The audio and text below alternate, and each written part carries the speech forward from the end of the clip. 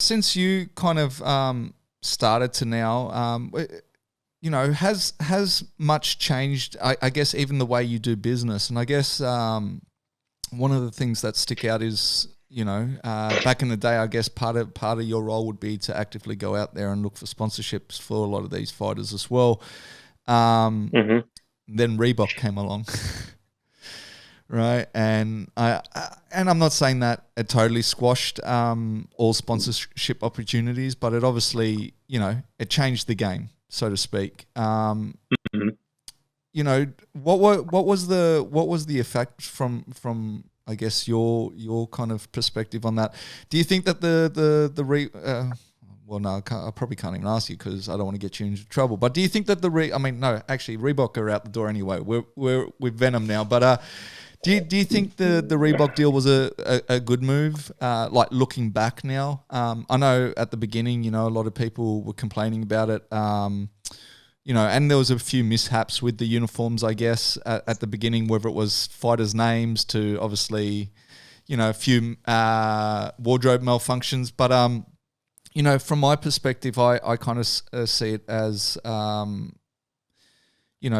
fighters were saying they were getting more in sponsorship dollars to have those things on their shorts. But I also kind of sometimes look back and I'm going, yeah, but you probably fought less too, if that makes sense. Because, I mean, Mm-hmm. I think, before the Reebok, we were still looking at maybe, one UFC event a month, maybe two, where I kind of feel like now we're at a weekly stage now. So I think the opportunity, I guess, is to fight more often. So even though the I guess the Reebok bracket pay is a little less, it's more consistent in the sense of you're able Mm-hmm. to potentially get more fights throughout the year.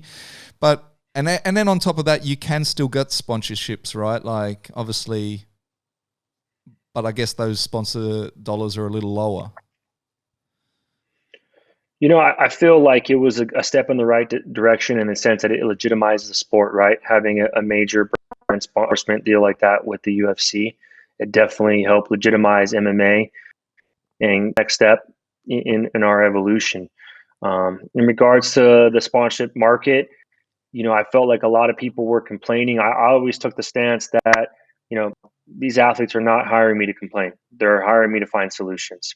And sometimes when business, models like this change, you gotta pivot step, you gotta segue into the next phase. And whether that be social media activations or more formal endorsements or public appearances, there's always ways to keep those relationship with those brands and find ways to come. And I'm very lucky with the team that we have here at the agency that we were able to kind of, I guess what people thought were lemons and make it into lemonade and turn it into a profitable uh, situation for us.